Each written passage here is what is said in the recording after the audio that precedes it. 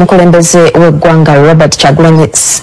avuganya ku kifo ky'omukulembeze w'eggwanga ku tiketi ya NUP Robert Kyagulanyi Ssentamu. A few moments later. Naye okutandikirawo n'enteekateeka nga bweri olunaku olwaleero eyavaawo mpitewo omukulembeze w'eggwanga lino omukulembeze w'ekibiina ki National Unity Platform Robert Kyagulanyi Ssentamu. Okay, poliisi efulumiza ekiwandiiko mwennyonnyolera biki ebibaddewo eyiganga mwetutegereza nti omuntu omu afudde oluvannyuma lw'abantu abazze ku laale ya Kyagulanyi okubeera nga bakoze effujjo ku basirikale ku mmotoka z'abasirikale. Mu kiwandiiko kino kyetugenda okwongera okumenyaamenya nakikuwaddeko wali Kyagulanyi Ssentamu avuddeyo naye n'afulumya ekiwandiiko kyafulumizza ekya poliisi mulimu afudde omu, ekya Kyagulanyi mulaga mulimu basatu, naye abasatu kiraga nti poliisi erina ababiri beggyeewo ku ssiini. Kyokka ate abalala abasatu baddusiddwa mu malwaliro bali mu kulwana n'obulamu okulaba nga babusigaza, bali mu kutoba n'obulamu. Ngenda kubeera nga bino byonna mbikuwa, ogenda beera nga obyota buliro. Tubadde tuli awo Charles Rwomushana najja n'agamba akakiiko k'ebyokulonda nti mu kaseera kano Kyagulanyi mwandibadde mwamusazizzaamu dda nga mwamudisqualifyinze dda okuva mu race mu kalulu kano olw'ebyo ebikyamu byali mu kkola. Rwomushana alinga agamba nti abafudde oba afudde n'abali mu malwaliro Kyagulanyi abakosezza. Tugenda beera nga wonna tutuukawo tutunuulirewo. Olwaleero tugenda kwogera ku ndagaano eyakolebwa Norbert Mao ng'agenda mu nteeseganya ne Mwami Museveni awaayo DP eri NRM. Endagaano eno ekyuse ebintu byonoonekedde Norbert Mao agamba baamuliddemu olukwe. Era njagala kutegeeza nti endagaano eno bwe twali twetegeekera akalulu ka 2026 baagikolamu ennongoosereza. Ennongoosereza zigamba ki? Norbert Mao baalina okubeera nga bamuwa district gyengenda okugamba ajenga MP waayo ng'ayiseemu unopposed. NRM yamulemezaako omuntu. Bituusewo bitya? Endagaano eno biki ebirimu? Norbert Mao yavuddeyo n'akuba emmeeza agamba mundiddemu olukwe. Yona abadde ayogeza amaanyi Norbert Mao kakati akitegedde leeti nti abasajja baamuzannyira ku mutwe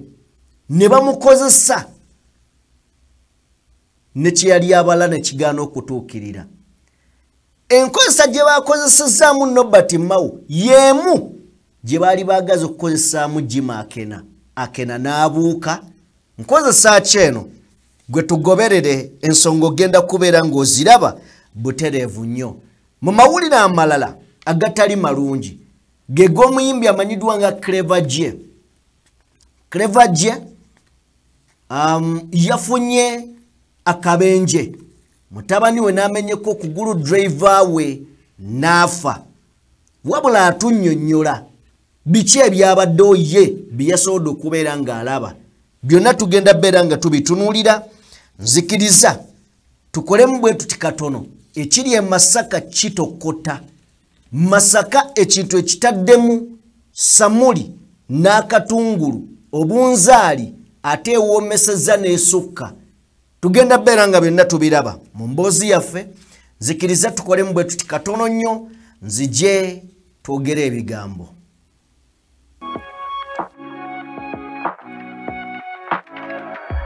DPTV Uganda, Dawn People Television.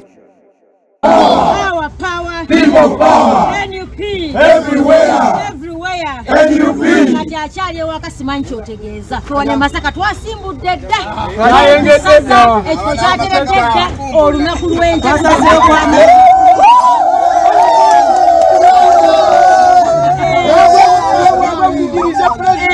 tugenda kwaniriza His Excellency Robert Kyagulanyi Ssentamu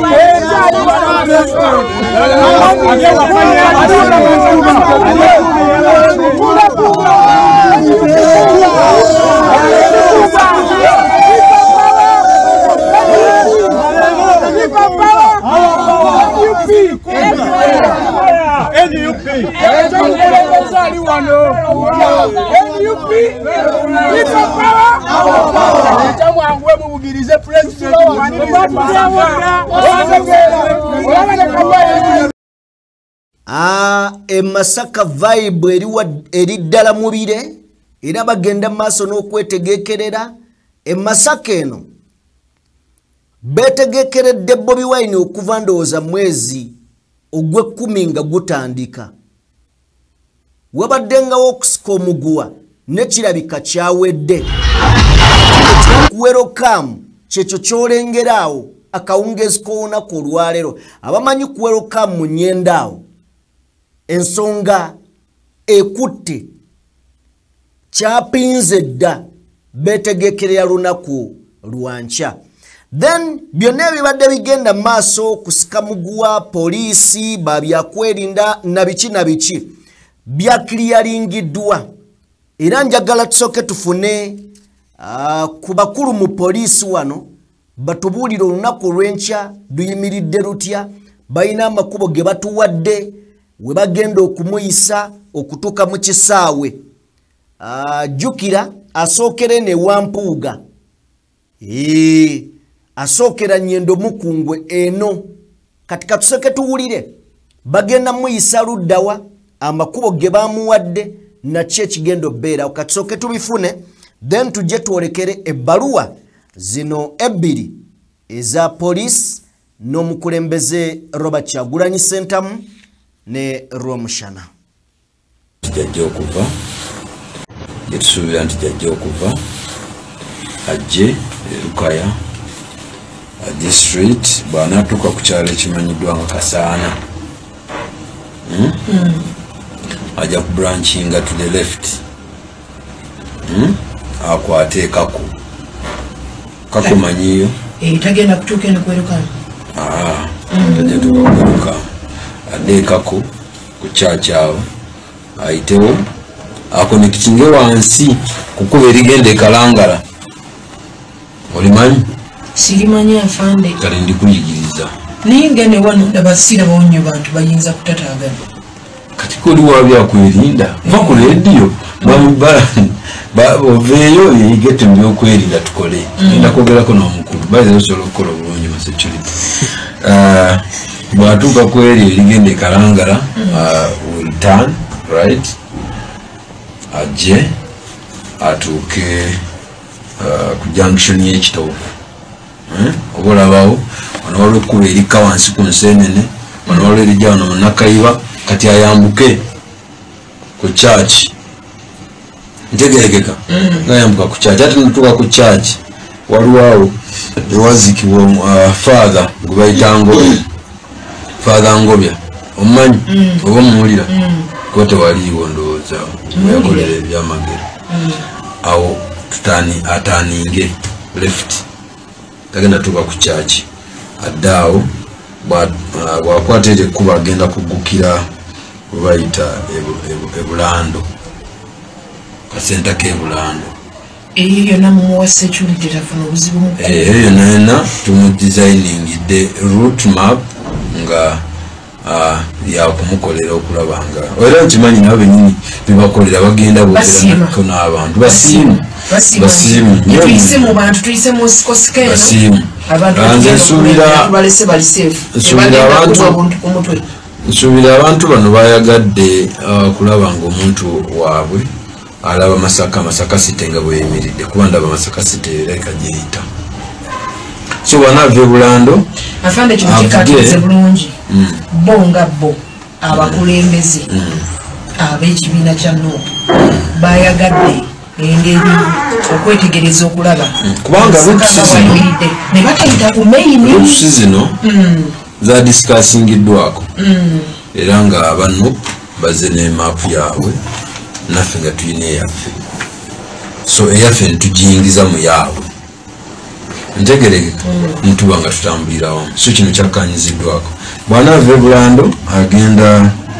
kutambula bwe njogera nti agenda ne banne bana abatambula nabo ajja kutambula dde mu Kidda omanyiyo mpolireyo funa obudde olambule ku luutu eno kuba saagala abantu bawulire kyotamanyi dde ku mu Kidda bwatuuka mu Kidda agenda kusala tagenda kudda eno waggulu ebwala waliwo anti kati aba ayingira kibuga then awasale bwatagwe ku Yellow Knife omanyi weeri bwatuuka ku Yellow Knife we turn left agwe ku Mutukula Road olirabe kubeeri junction eyo atambule ne Mutukula olwo n'agenda ku venue esooka bwatuuka bwayita ku Yellow Knife n'akwata Mutukula Road ajja kutuuka mu kitundu ekimanyiddwa nga Kagezi kali ku kkubo kyali ekyo kirikuba sentawo kali ku kkubo awo then we turn right agende ku venue esooka emanyiddwa nga Kyajjubira bwatuuka ekyajjubira akolera ale twalambudde ekifo kinene bulungi kigazi ate kiri enclosed abantu beetaaya bwamala okwogera nabo bwatyo tagenda kudda gye tuyise agenda kutambula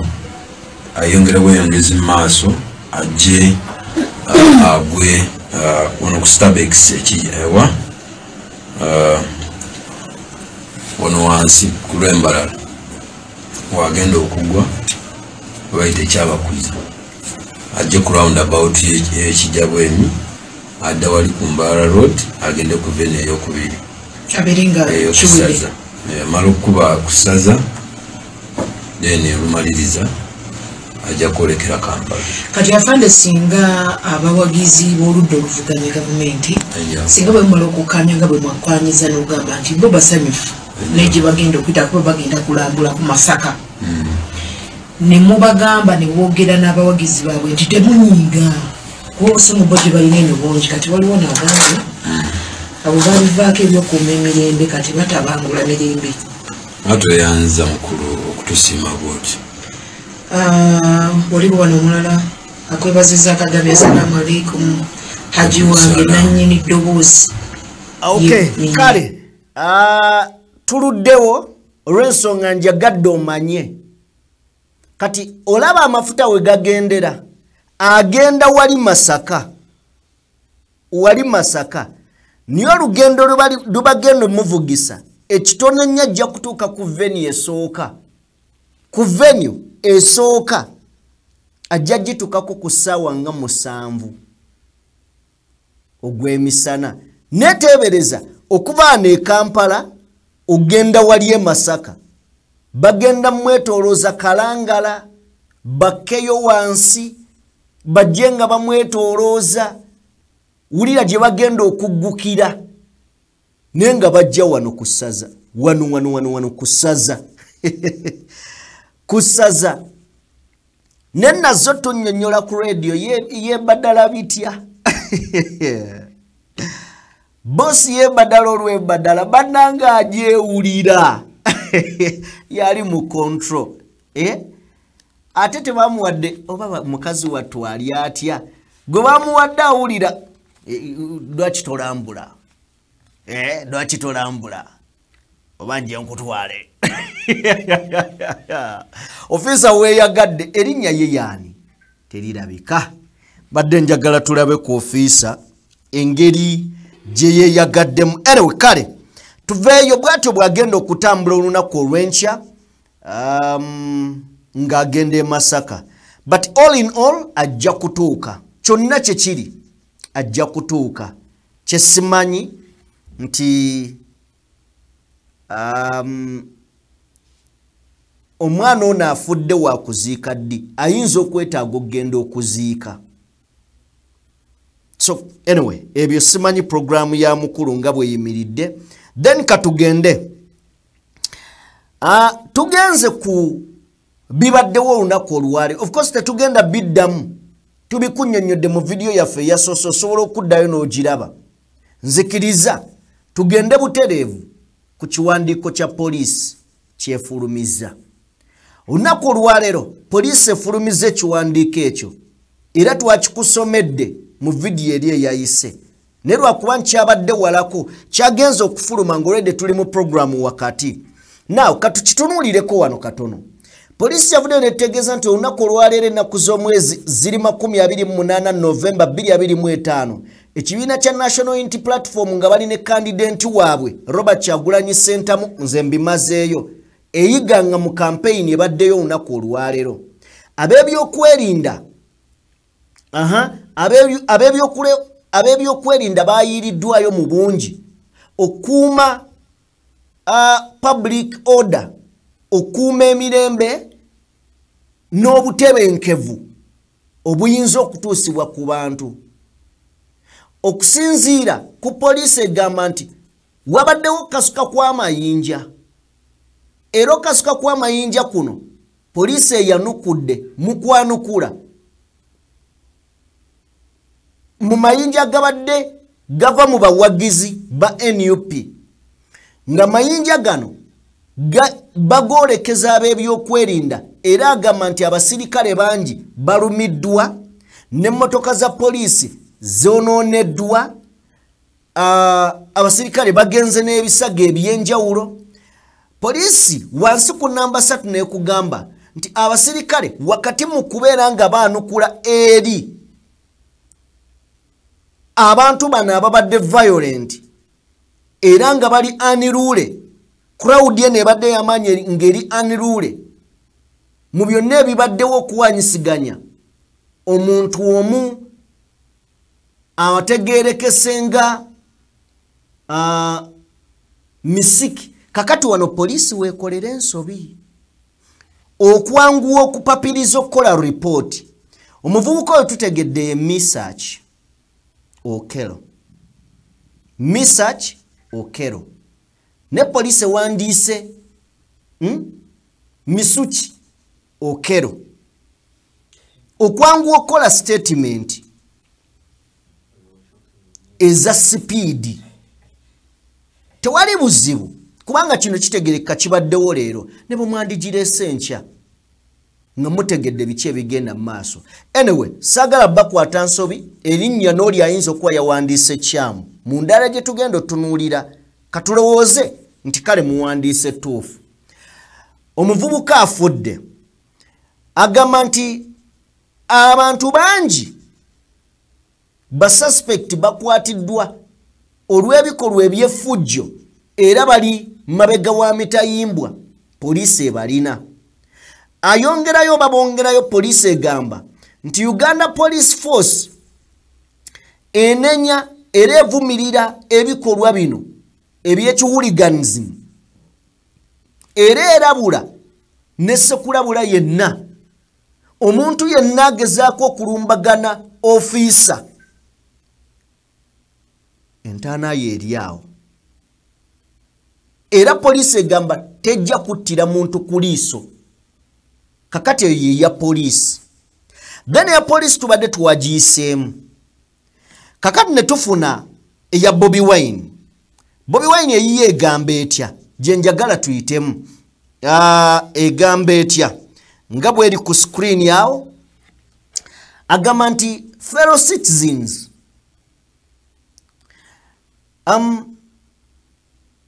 I am very sad. Kaga ndi munakuwavu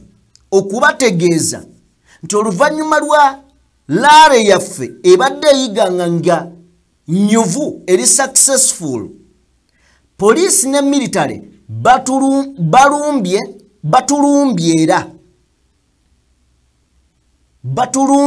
era in order to disappear our supporters.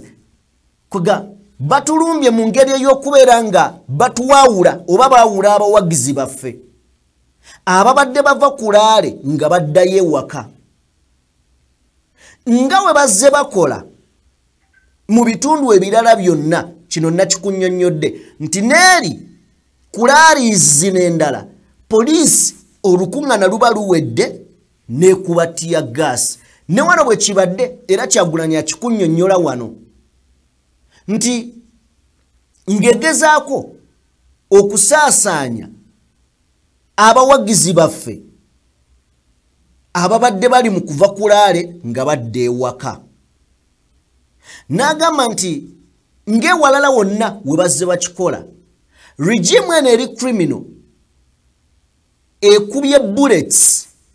live bullets mu bantu abali peaceful abantu abatalina buzibu newunzika nga esse comrade waffe abalala abawerako ne basigala n'ebisago era wano ye atunnyonnyola nti sofa tusobodde okonfaminga omuntu omu afiiriddewo Misacha Okero who was shot akubiddwa ku mutwe era tutegeezeddwa nti poliisi eyina emirambo ebiri emirala gyejje ku siini ng'emaze ogikuba. Information endala Kyagulanyi agamba tukyagezaako okunoonyereza n'okuzuula ekituufu ki ddala kituufu waliwo emirambo egiggiddwawo ebiri oba nedda ki ekibaddewo ekituufu era agamba nti bacomrades abalala bano abalumiziddwa ebyensusso era nga baddusiddwa mu malwaliro nga balwana kusigaza bulamu bwabwe muno mwe mubadde Nuwamanya Samuel myaka 24 24 just 24 ne mubeeramu Naminya Banuri myaka 44 Fayima Namusobya myaka 24 you can imagine bana bato bali mu kulwana na bulamu. Museveni ne regime ye oba abantu abakozi b'ebukolobero mu mulembe gwe must be held accountable for all these crimes against humanity. Nti Museveni n'akabinja akabakozi b'ebikolobero bateekeddwa okubeera nga be bavunaanyizibwa oba bavunaanyizibwa ku bikolwa bino byonna ebirinyirira eddembe ly'obuntu mu Uganda. N'agamba free Uganda now. Kakati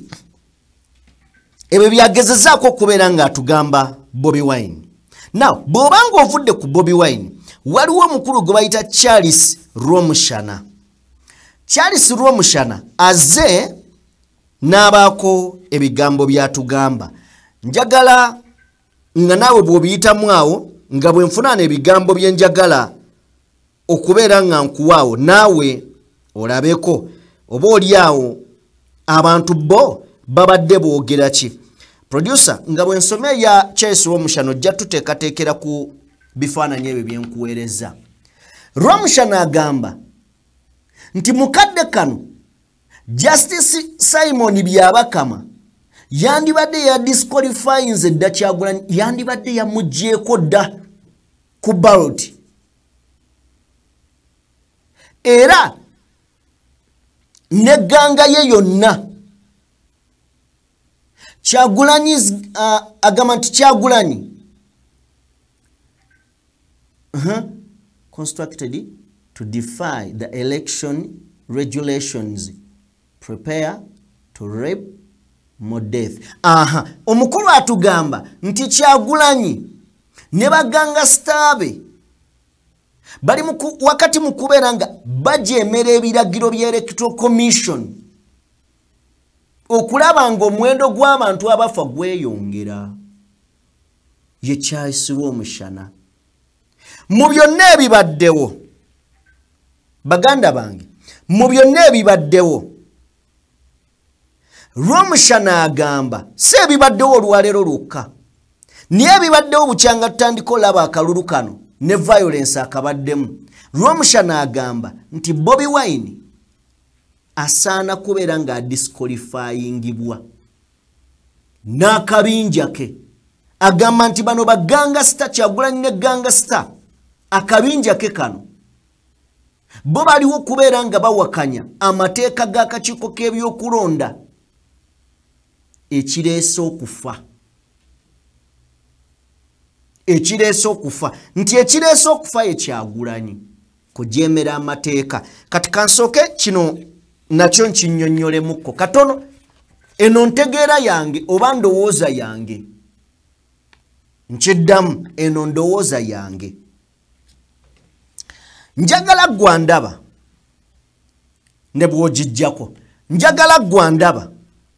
kino tukitegeere bwe tuti oba nkuguze endowooza yange bw'olaba nga ntuufu oli wadde mbogitwala naye naawe oyina eyiyo ekisooka bwe tuba tuyingira akalulu tukakasa nti Electoral Commission ye boss ffenna amaaso bakandidenti tuba tugatadde ku boss ogamba ki Electoral Commission yetuyita ne tutuula ku mmeeza neebuuza gw'oyagala kutandikirawo ne tumuwa roadmap yaffe yo neetuula neesooke eziyitamu negamba anono yaleese ng'ayina wano n'olunaku lukyusiwe gujja kuba wano ne tumaliriza nga Electoral Commission etuwadde wa gye tulina okugenda mu myezi 3 okujjawo nti nzize mweno district ne munyagwazze nzize mweno district ate ne mwami Museveni yazze ekiyinza okukozinga problem eri abawagizi baffe n'okweyuza ebitogi kitegeeza nze ngenda okutandika campaign nga gwe boss wandaze dda wempita ensobi yokka gye nsobola okukola kwegaana okuyita ku kkubo boss ly'oŋŋambye naye bwe mba nkyayita ku kkubo ly'oŋŋambye yenna nnyimiriza yaaba omukyamu ekirala amagye wa we gayingirira mu kalulu awo tewali poliisi tugyetaaga ddi kutuwa bukuumi so si kutulaga makubo gye tuyita amakubo tubeera already ne maapu zaffe ezaava mu Electoral Commission poliisi eriwo kutuwa bukuumi so si kutulaga gye tulaga ogwo si mulimo gwayo yo kukakasa nti bano betuli nabo betusinkanye bonna bali safe tewali kibatuuseeko tukampeininge buli omu adde waka mirembe kakati njagala kunnyonnyola nga nsinzira ku Charles Rwomushana already yatugamba nti Constitution ya Uganda bagikolera mwami Museveni kufuga internally kufuga paka walifa bigambo bye njagala kusinzira ku byo byennyini okunnyonnyola munna Uganda ekisooka Bobi Wine leero tumulabye nga bamubrokinga ng'ennaku endala kino kanyambeko omuntu akitegeere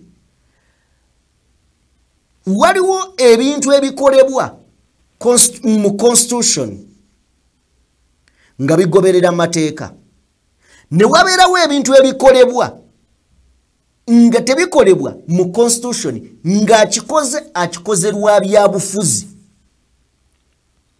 kakati gwe kyolabaawo okubrokinga Kyagulanyi bw'abanga Kyagulanyi ali ku kkubo ly'Electoral Commission ng'era ddala agenda kusinkana bawagizi be talina nsobi gy'aba akoze abayimiridde awo be bali mu nsobi kubanga boosi waabwe Electoral Commission alagira ono okugenda okukampeininga mu kitundu gy'agenda abo bonna boolaba abayimiridde awo baliwo mu nsobi now lwaki ekyo kikolebwa nkulaga nti bali mu nsobi naye lwaki bakola ekyo okubeera nga tulaba eyo ensobi lwa nsonga nti sitting president incumbent ayagala okukozesa state obuyinza okunyigiriza bana abajja dwaki ayina se mu byokwerinda mu sente mu buli kimu yabakira amaanyi kati atuuka ekiseera nti aha kati gwe Kyagulanyi mbutuufu ontadde ku kisenge neki kyenyinza okukolera crowd onsinga ennyaniriza gye bakwaniriza onsinga nyinza kukwatirawa kakati kankuzannya ebyobufuzi kwe kubrokinga n'abayimiridde awo kuba abasirikale bo saagala obanenye nagamba omusirikale robot omusirikale awulira order talina lunaku n'olumu lwakeera ku makya ng'asobola okukola ekintu eky'okwetegeerera ekyo kizibu nga bw'avaawo bwe bukeera ku makya ne bamugamba yambala tugenda Nakasongola agoberera bugoberezi tabuuza lwaki tugenda Nakasongola kati n'abayimiridde awo tubanenya olw'okuba nti batuuka ne bakuba abantu nga n'ensonga emukubya tagimanyi naye nga ekiri awo ye batadde obuteesi kifaananyi naawe tugende ku nsonga singa bayimiriza Kyagulanyi awo webale nnyo nga we bayimirizaawo singa bamuyimirizaawo ne bamugamba teweeyongerayo n'agamba munnanga ate oba baŋŋaanye katubeesonyiwe tubaleke ekisooka awo ekyebyobufuzi mwami Museveni abakuwangudde awo abakuwangudde takozesezza mateeka naye akuzannya ebyabufuzi abakuwangudde kubanga akulemesezza obubaka bwe weetikkidde abantu eyo gy'olaga obutuusa ye kyatayagala obutuuse olwedde tobutuusizza dwaki ye aba akoze kikyamu naye ng'ate kimuyisizzaawo kubanga weesanganga n'akakiiko k'ebyokulonda ngeza asobola okubeera nga yakategeerera tekalina kikajja kuvaayo kwogera amagye poliisi n'ebitongole byonna yabikulira General Muhoozi mutabani we yabitwala bijjawulira orders kakati bwe bagana Kyagulanyi awo n'agamba baŋŋaanye kasita ensi erabye nti baŋŋaanye mwami Museveni oba abakulu be baba bawangudde naye singa bagana Kyagulanyi okuyita awo n'agamba muŋŋaanye kale musigaze emmotoka ntambuza ebigere n'empitawo Kyagulanyi tebasobola mukwata lwa nsonga bbiri agenda ng'ali ku roadmap y'Electoral Commission baboosi be nti wali wendaga ekisooka waba mutuufu ekyokubiri nti bano nabo bakimanyi nti bakola kikyamu okumuyimiriza akakakodyo kaba kagudde butaka bamuleka bagamba omusajja kaagende singa obeera mutonotono nga toyina maanyi basobola okukwata irigale mu bumenyi bw'amateeka kubanga oba okkirizibwa okugenda okampeininga kati baba bakuzannya byabufuzi oba ntegerekka byennyinnyonnyola singa oba tozitowanga Kyagulanyi baba bajja kukwata bakuteeke kabangali bakuzza ewaka opoyeraawo olwedde bo bakuzannya byabufuzi bakuzza ewaka naye olw'okuba nti Kyagulanyi ng'oggyeko nti looyo amanyi amateeka ekyokubiri nti mubedde bw'omukwatawo olina okutunulira ku repercussions eziyinza okuva mu kyokoze bw'omukwatirawo nga tonnaba mumukwata mumuteekako mpingo namussa mu kamotoka buli wendi nkusiba oteekeddwa okusooka okumanya kiki ekigenda okuva mu kyeŋŋenda okukola kubanga mazima gali nti mu mateeka oba awo bamenya mateeka omuyimiriza n'omugaana okugenda gy'alina okugenda nabo bakimanyi nti bamenya mateeka gezo lwaki bw'atambuza ebigere bamwesonyiwa bwe bagezaako ekyomukwata kyo bakyagala ago ge mazima naye gwenkutta azitowa ki oyinza okukwata enjovu ogiteeke mu kaveera ak'ekikumi okitegedde so wano Kyagulanyi wagamba ngenze ekituufu kiri nti aba abakyalenjinze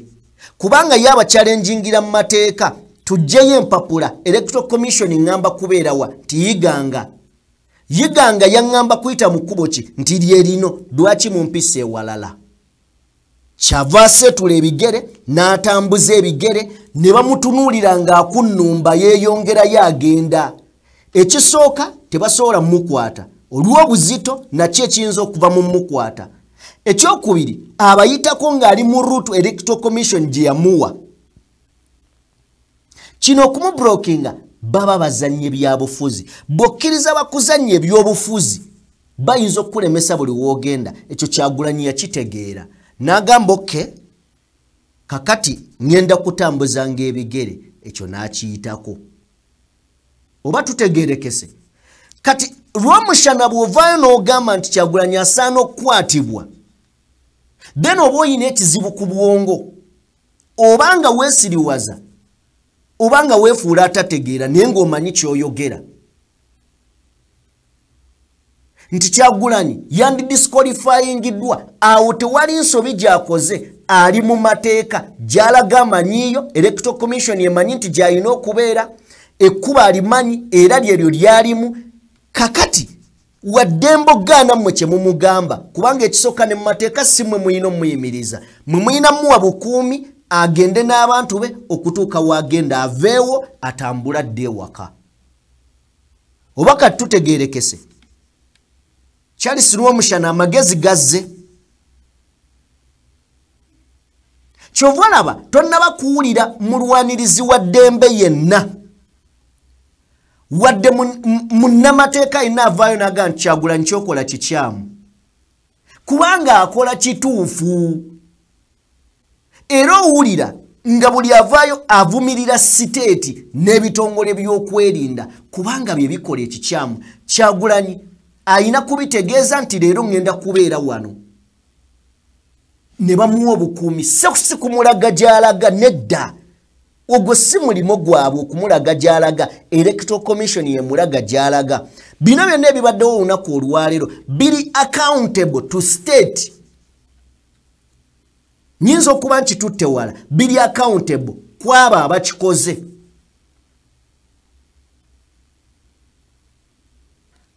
oba ntegeerekeka so kyekyo then njagala police egambye nti abantu babadde violent njagala otuwe ku bipande ebimu ku ebyo ebiwanikiddwa ku laale yeeyiganga ebimu ku ebyo ebiwanikiddwa ku laale yeeyiganga tulabe byogera ki njagala webale nnyo Uganda yafuna independence mu 1962 ng'erwana okwejja mu mikono gy'abafuzi b'amatwale abazungu naye efuna obwetwaze ekipande ekiwanikiddwa ekyo kigamba the true 1962 is now babadde bategeeza ki okuwandiika ekyo nti ameenunula ga Uganda ga 1962 gaddamu kati Uganda okwenunula kutandika kati okwenunula okutuufu alinga tugamba mu 62 tewali kwenunula kakati kwenunula ku mulembe gwa Robert Kyagulanyi Ssentamu ebimu ku birala ebiwanikiddwa era ataddeko bendera ya Uganda okujjuza omulamwa gwe kakati ono n'atuteerawo kino nagamba nti tetuzze wano kulwanagana na poliisi oba n'ab'amagye wabula tuzze kuwerekera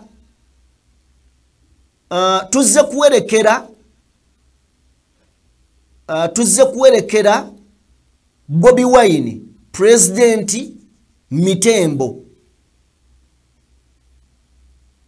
okitegeera tetuzze wano kulwanagana na poliisi oba n'amagye wabula tuzze kuwerekera President Bobi Wine Mitembo ye statement kanjiddemu naawe nga bw'ogyeddiramu. Abantu beeyiganga mu bipande ebibadde bikwatiddwa bagamba tetuzze wano kulwanagana na poliisi oba n'ab'amagye, wabula tuzze wano, wabula tuzze kuwerekera pulezidenti waffe Bobi Wine mitembo. Bebimu ku bipande ebikwatiddwa. Ebipande byoleka ekibadde ku myoyo gy'abantu kubanga ebigambo tebyewandiiseeko muntu ye yabiwandiise, kitegeeza kyolaba ku kapande okwo kye kiri mu ndaaye. Poliisi bw'egamba nti abantu babadde violent naye nga bye bakutte byogera, tusooka ne tuddawo ne twebuuza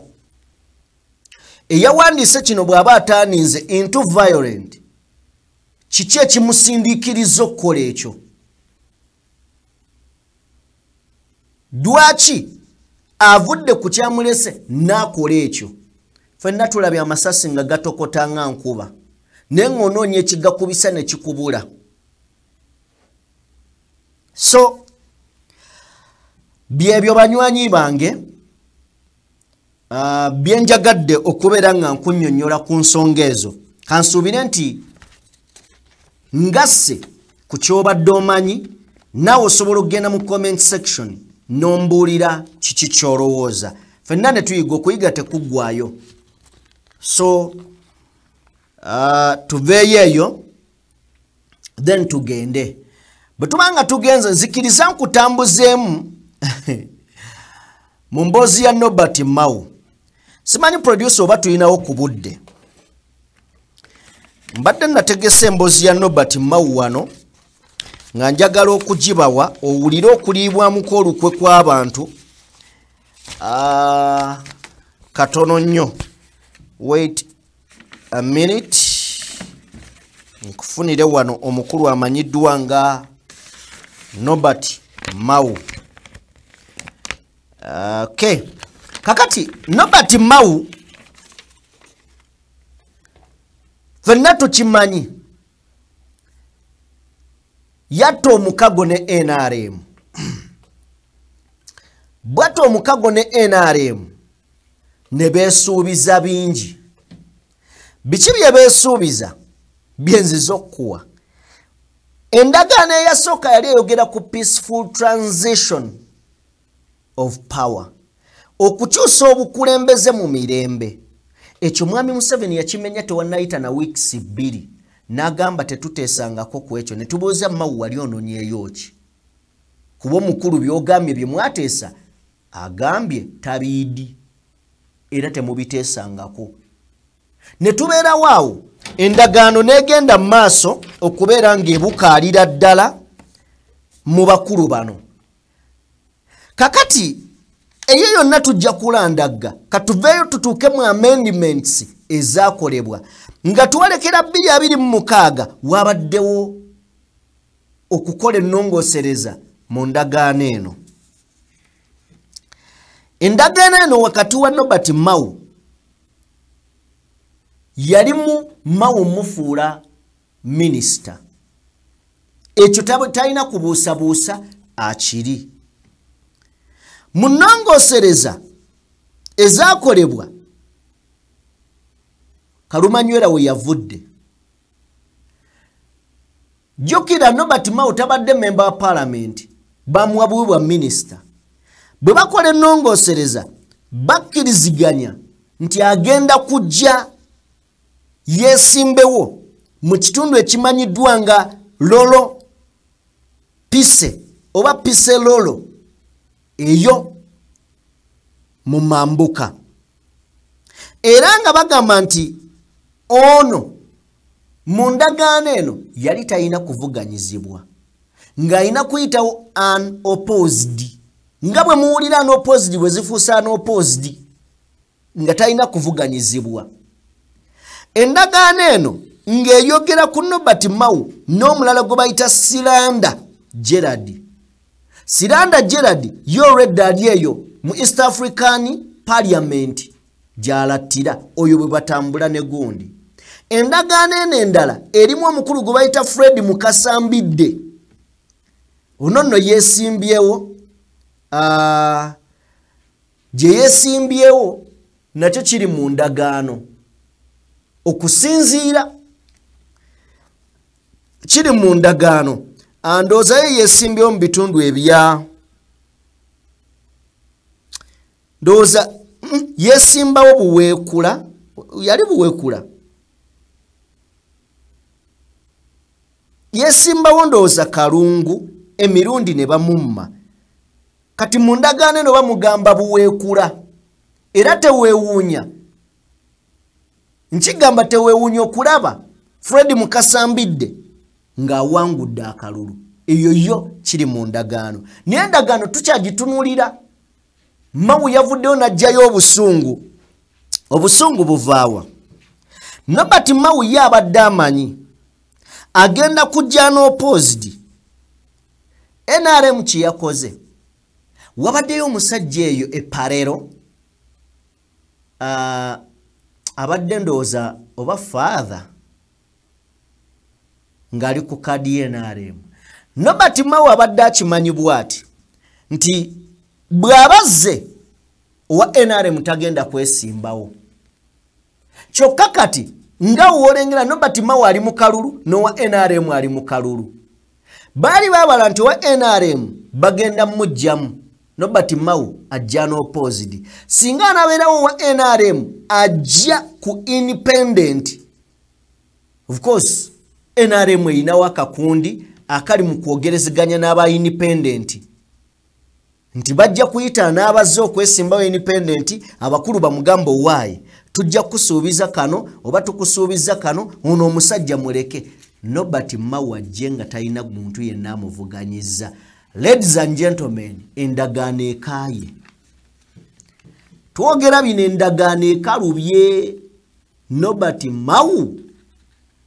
baali basinzidde ku ground ki wuliriza endagaano egamba nti Nobert Mawu bw'agenda okukola endagaano eno omusingo yali bantu abakyoli Mwakyoli ne Rango ng'asuubiza mwami Museveni nze mpobwa MP nze nkuyega abantu bakyoli ne Rango bakuyiira obululu tukkirize mwami Museveni alina abantu batya mu buli kitundu nga bakabejja baayo bw'otuuka Mwakyoli ne Rango Nobert Mawu ayinayo ku ddoboozi ayinayo kuki ku ddoboozi kati yayimirira ku ground eyo n'asingayo abantu bano yafuna obwa MP nga lyanoopposed NRM kyegaanye okukola obudde buno Nobert Mawu katambi akafulumye ayomba era agamba bamuliddemu olukwe mu statement ye nga Nobert Mawu agamba twali tukanyiza ng'aba DP tebalina kuvuganyizibwa kubanga DP bwe wangula NRM yebeewangudde ye bwe yalowooza jjukira NRM eri mu kuddira ba candidate abazze nga ba independent eyogerezeganya nabe bagamba abaaye bwe mubeera mu race obusajja buno obwa NUP bujja tuwangulako ekifo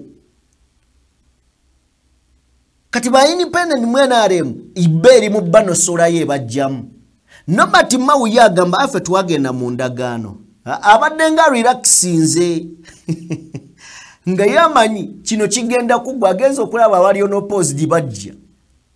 omusajja ayamwesimbako amulemeddeko n'agaasijja kufana kyama kankyase mundiddemu olukwe kakati bino byonna ng'obitunuulira owulira Nobert Mawu yali ayimirira okujeregerera abali ku ludda oluvuganya gavumenti ebibalo bye byebyo ye kufuna kifo nagenda kweyagala oba NRM efuga tebimukwatako kyovola bonna bava ne bagamba fe tugenda kuwagira mwami Museveni mukana akalulu lwaki baga tugenda kuwagira kubanga Nobert Mawu kuba eri ayinayo ku buwagizi in fact bwe yabadde ayogera yagambye nti saalemererwa kujja kwesimbawo kubanga nali siina buwagizi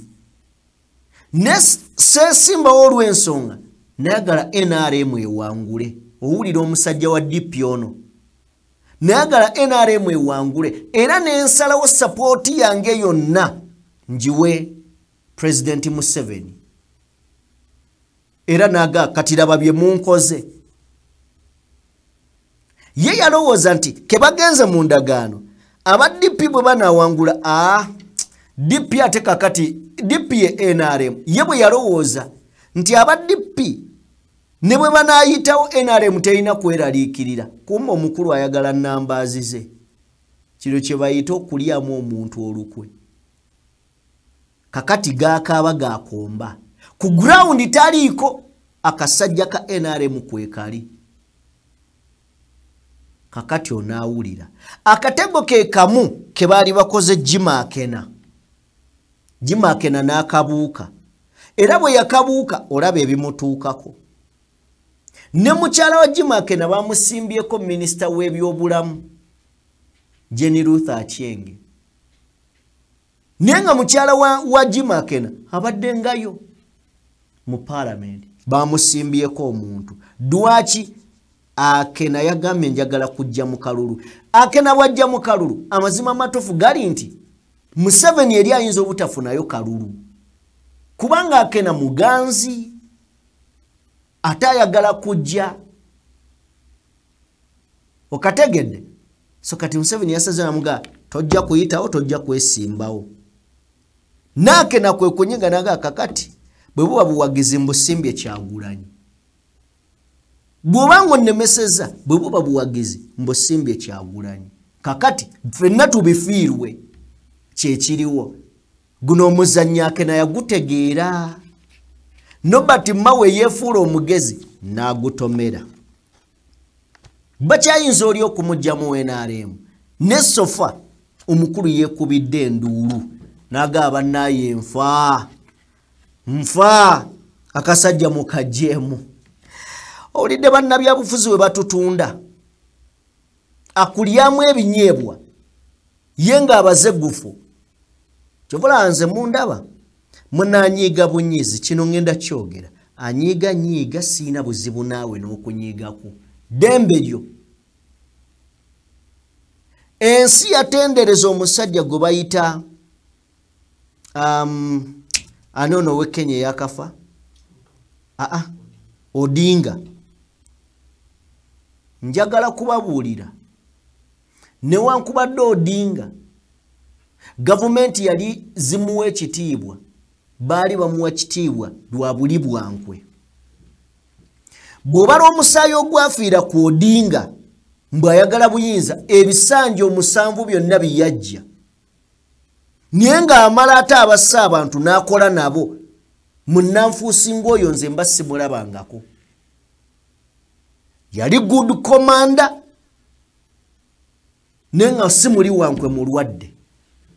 era nze tosobola kuddawo nonga nti simanyi Odinga waacha wewe kati tumuwaane ki ng'abantu baafa tuba tumuwaana ki anyways tujja kweyingiza mu byamawanga malala katuveeyo ndowooza tusembeyo n'emboozi eno eya Clever J mwana mulenzi Clever J kitalo nnyo driver we yafudde omwana we yamenyesa amagulu so nga ate Clever J naye embeera si nnungi atunnyonnyolamuko wano ku biki ebyatuusewo yabadde ava kuyimba embeera we yatabukidde mutuweeko Clever J then tuve wano bibiira mwebaza naye amagye gonna mukama aziiza bibiira mwebaza naye amagye gonna gafunye obuvune driver yafudde pawakiri yafunye obuvune mu kulubuto ema amenyesa okugulu kizito yayo driver afiiriddewo badi bamuleeta n'afiira mu kkubo kifuba kinnuma naye gyasobola ndaba omutabani baagala mutwala mukolako sikaani akyali eka musajja naye yandigenze mu ddwaliro teyafulumiza musaayi ekifuba kimuluma oyinza okusanga ng'ate omwana gwe batutte mu ddwaliro yaawonye taata atabadde yadde na buvune nga kapuuti tusaba bonna bawone era tusabira omwoyo gw'omugenzi oli drive eyafudde mukama muwummuze mirembe amusonyiwa ebyamusobako embeera yeeyo eve wa Clever gye kale ate tugenda sukkako wano njagala kubeebaza mwenna bentambudde nammwe mwebale nnyo mwebalire ddala okuva gye twatandikidde okutuuka wano tugenze mu maaso n'okuba nga tugikubira olukumu muto mwebale nnyo mwebalire ddala temujjanga okwo mikwano gyange abatugoberera obutakoowa eno ye DPTV Uganda tambula ne Morgan Kulens abeerawo bulungi nnyo okubeera nga akwasaganya emirimu so nga ate Abbe ku mapeesa abeerayo ng'atuddeyo kakasa nti buli kimu kitambula bulungi era buli kimu kikutuukako nga maridadi sana kabisa awulira ng'oyinamu 10 ly'otayagala abaana bano bagenda mu weekend osobola oziyisaawo si mu bubi tozimba mutima ne bali ekyennyanja si kyo bulamu bwa kiseera bawe gwe kyoyagala oga nti omulimu gwe bakola teguliiyo bawe bagende mu weekend nga beeyagala tetukomyawo boosi nsiibudde